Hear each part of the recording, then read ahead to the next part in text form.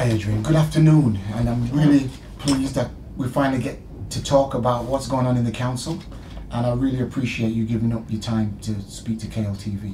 It's a pleasure. It's taken a while. It's taken a while, yeah. What does the local authority actually do? It's a really difficult question to answer, Milton, because we do such a broad range of things, but I think the most important thing about the council is what it says on the tin. It's local government, so we've 69 councillors whose job is to listen to local people and set priorities for the district, working with local communities. And at headline level, I think that's the most important thing. So what I understand from that then is you are the CEO of Kirklees Council, and it's you to kind of bridge the gap to the councillors who actually make decisions about the local authority. Yeah, so my role is very much to work for those 69 councillors. They're arranged into a leader with a cabinet, much like national government, and my first role is to support that administration, its decision making, but I also work for the rest of the councillors in their ward work. And so it's a good way of putting it, I'm the interface between all of the people who work for the council and the people who decide what the priorities are and what we should do for local people. There's a lot of folks who don't make that association. They see the councillors very separate to local authority. So how does it work? And is there any challenges with that? Because it seems to me that we look at the councillors, arguably the corporate parent, but it's actually the councillors who make the decisions. So the councillors do a number of things. They set the policy, they decide what's important, and then they decide how we should go about addressing the objectives that they think are the highest priority. And then it's up to me with my colleagues to go away and make that happen in practice. A good example would be them thinking that keeping people fit and healthy is a really important priority. We have Kirklees Active Leisure in that example, who run our sports centres, but it's important that we give them guidance on the sorts of services that we want to see available for local people, and that's where the officers of the council come in. How is that relationship going now with all these cuts? Well, we've talked before about the scale of the cuts and the financial reductions for councils, and it does put the pressure on everybody, because we now need to decide how we've over 1,100 statutory functions that government passes on to us, where we have to decide priorities and how to do them, and with our resources reduced by 40% over the 6-year period. Clearly we can't keep doing everything, so it's a massive challenge. If you could think as well about the fact that the council employs about 9,500 people outside schools, there's a huge worry for them.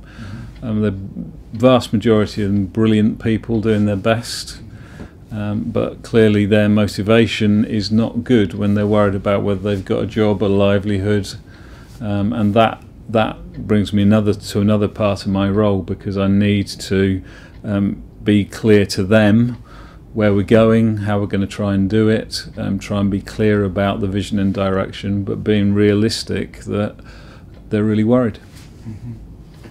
Are you the local authority CEO of the council and the councillors, are you all on the same side with this? We're all on the same side in the sense that the councillors are here for local people, and people work for the council because they care about their community and they care about local people. So in that sense, we're all on the same side.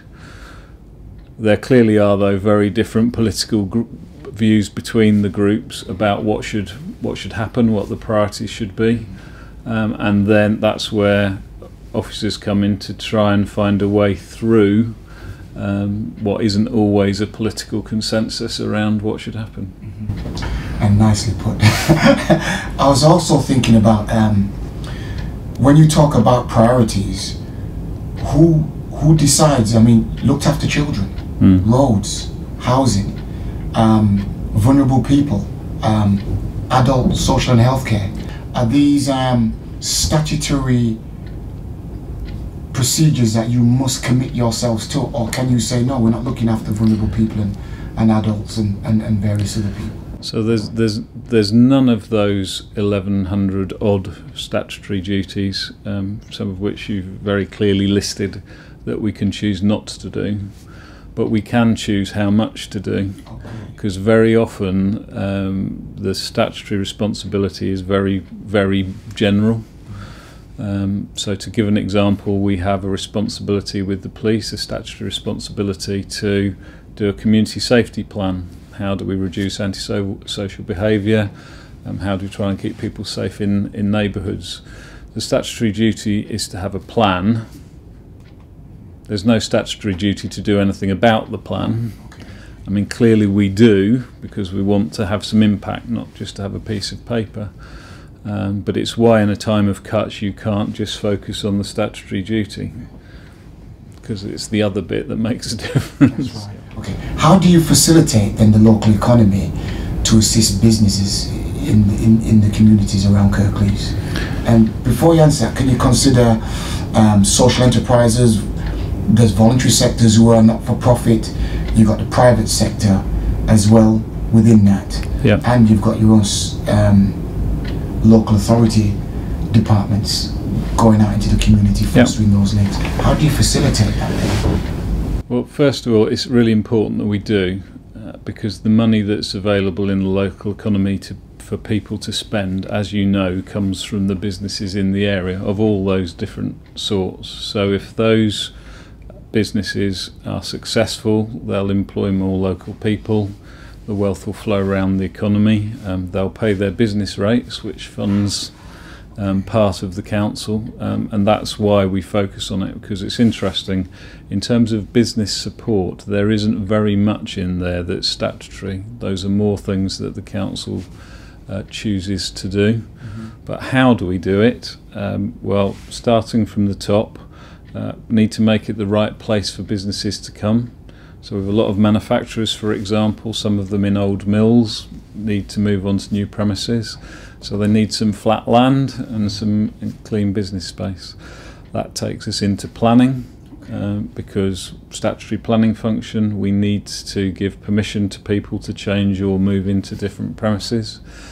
So how we carry out our planning function and how we balance the needs of business with the concerns of people who might live near a potential business site. It's one of the balances we have to create. We have premises, business premises, start-up premises that businesses can move into, which are supported, good for start-ups. And we have a number of staff who go and talk to businesses about their need and can help them get external funding and bring people into employment, perhaps who've not been in work for some time. And then also how we help businesses, we have some regulatory functions, so things like environmental health. So whatever sort of business you are, if you're preparing food, you need an environmental health certificate to tell people it's safe to eat in your premises. I could make the list longer, but I won't. What we do try to do, though, Milton, is to be clear that we want to support local businesses irrespective of private sector, public sector, voluntary sector, social enterprise, for that very reason of keeping the money flowing around the local economy. You know, was it Abe Lincoln that says you can please people some of the time, but you can't please all the people all the time? How does that sit with you when you explain the way the council functions with the communities out there? It can always be a compromise, because you're right, you can't please everyone all of the time. But it is a balance, and the debate that's been going on about green belt's a good example. So I've just described why I believe there's a need to provide employment facilities. On the other hand, people are passionate about their green spaces and their quality of life. So there's a balance there to be struck, given that 85% of the district or so is green belt. Our politicians have to think about where's the right balance there. as you know, a very controversial local issue. Yes. So there's not going to be a bypass going through Flockton? We have an exclusive, is there? Not as far as I know, no.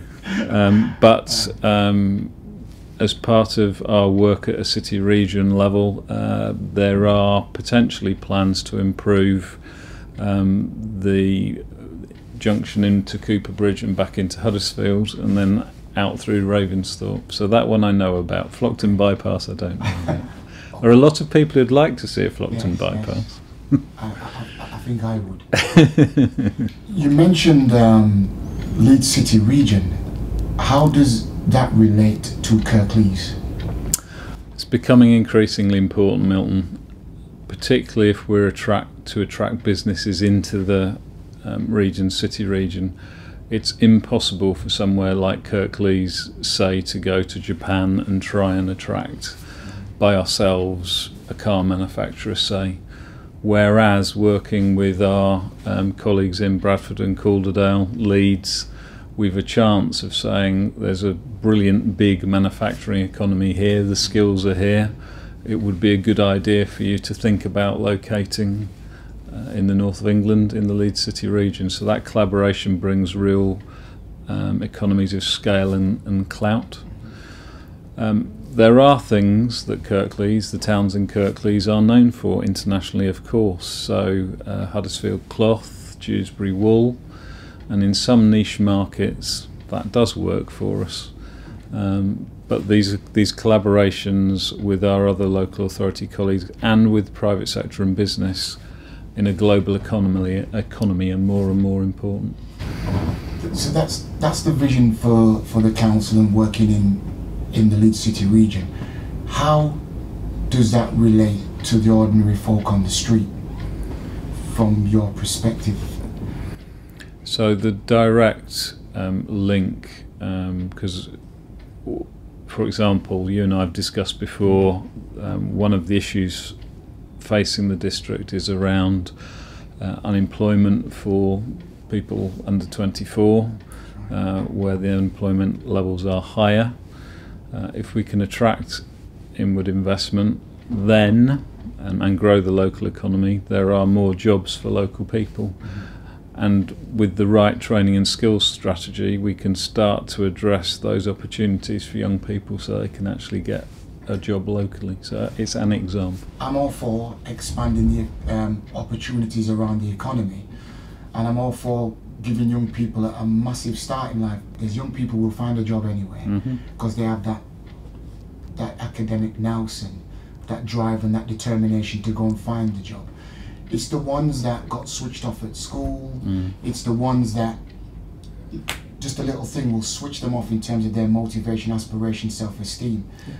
And I'm not sure fully that expanding it right out to the whole of West Yorkshire, I think that those youngsters will be marginalised even more. I agree with you, which is why it can't just be a focus at a West Yorkshire or city region level. So for those young people that are disenfranchised, have had a hard start in life for whatever reason, that has to be more local, and that's why we'll continue to run programmes getting people into work. It's a horrible phrase, but helping people to get work ready, particularly if they've not done well at school.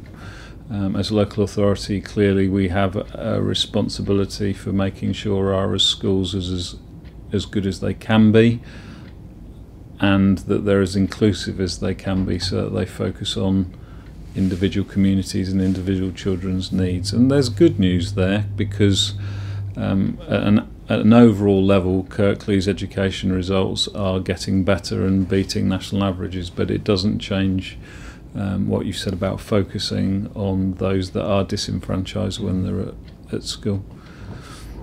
How healthy is the local citizens and the local authority relationship? That's a really good question. And like a lot of the other things we've discussed, there's a number of layers to it. So in some parts of the district, where people don't have very much to do with the council. I mean, typically people who live in some of the outlying districts will rely on universal services like the roads being okay and their lamps being on, their bin being collected. And if those services are going well, those people will have, generally speaking, a constructive relationship with the council.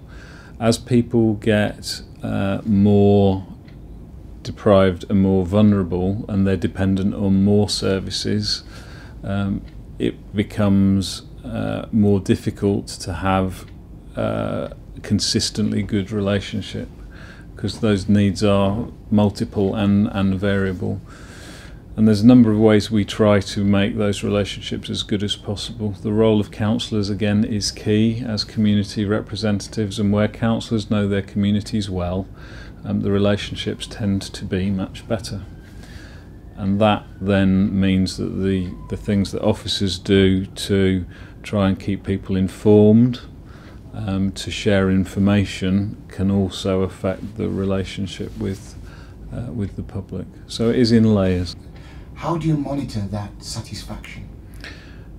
We monitor it in a number of ways. So periodically we do a survey of residents' perceptions in the district, which we do every couple of years. That's called a place survey.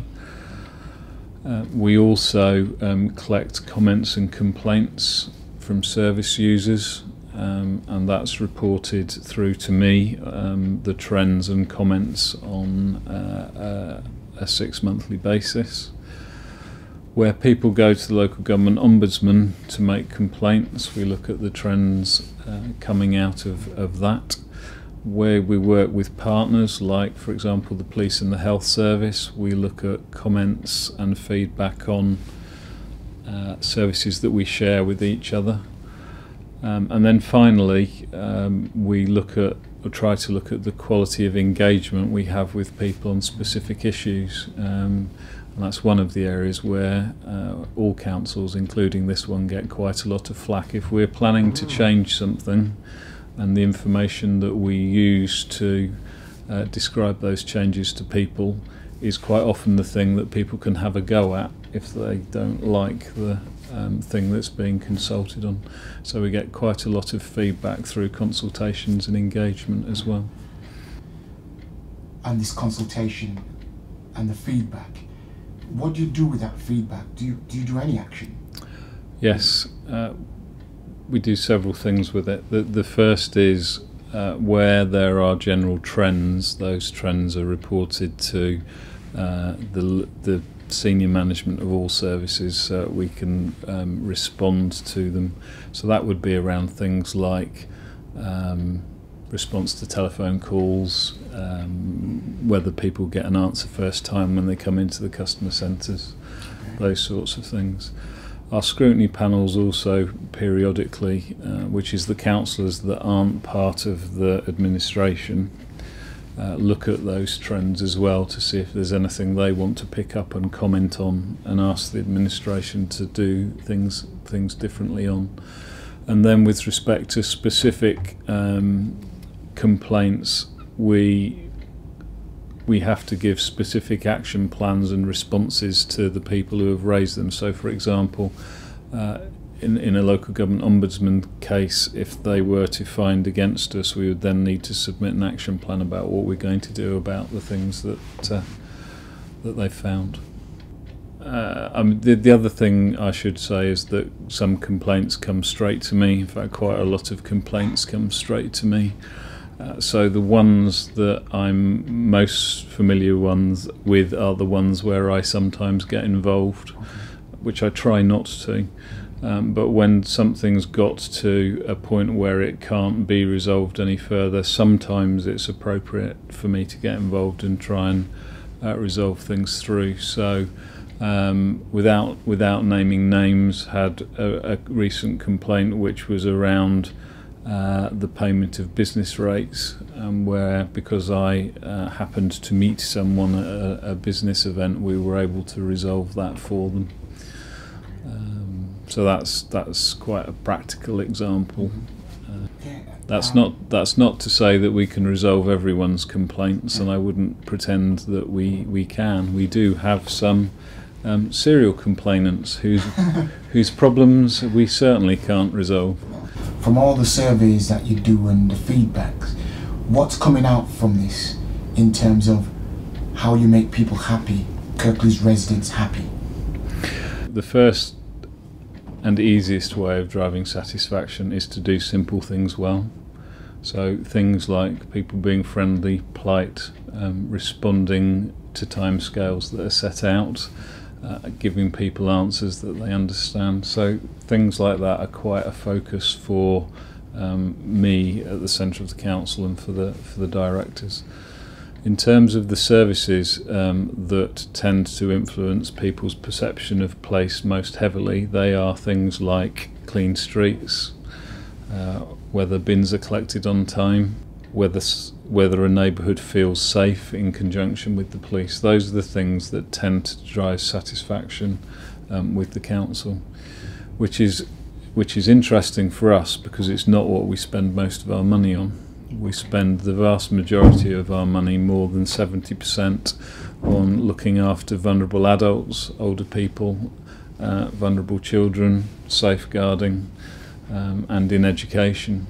So the things that drive perception aren't, on the whole, the things that we spend most of our money on. So, although you spend your money on these things, I know education is massive. Yeah. So rightly so that we should be above the national average. Where are the other areas that people would like you to spend more money on? Is it community based, or is it much more strategic based in the council? No, I mean there are as many answers to that question as there are people and communities in Kirklees. So some people want to see money spent on improving the quality of services. Some people would like to see more money spent in their local area. Some people would like their voice to be heard more loudly and coherently in a very local area. Some communities, perhaps some of our communities like the African Heritage Community, Muslim community, the Kurd community that we talked about earlier, will have very particular needs, and there are, as I say, there's as many answers to that question as there are people in Kirklees. What are the big growth areas in the economy here in Kirklees? Perhaps the most immediate growth area is with respect to adult social care. With growing numbers of older people living longer, good thing. The opportunities for employment very much in the health and social care sector, so for example providing home care, support to people at home, and in the residential care market as well. More widely in the economy, creative and design industries are providing quite a lot of new jobs for people, and that staple of manufacturing engineering, which still makes up more than 20% of the local economy, is doing really well. The only issue with manufacturing is that it's nowhere near as labour intensive as it used to be. Actually the jobs that come out of that are more in the wealth that's created in the shops, in the restaurants, where there are still jobs. Construction is starting to pick back up, and so things like the new sports centre, the building work the college has been doing, all of those contracts do require local employment. We ourselves, through our building services organisation, offer apprenticeships across the council in construction, so it is important. And talking to the college, the numbers of people going into construction related courses is growing again, but in the north of England construction is still fairly damped, and there aren't huge numbers of houses being built, which is one of the main drivers in the construction sector. There is an argument out there floating around Kirklees that Kirklees do not employ local people for local jobs. As a chief exec, how could you reassure us, the general public, that that is a priority? It absolutely is a priority, and we have a commitment to be and have a representative workforce. Our challenge at a time when the council is getting smaller is that there's very little recruitment going on. And I think that's one of the reasons why people might say that, though it's not something I have to say that I'm immediately aware of. Okay, thank you.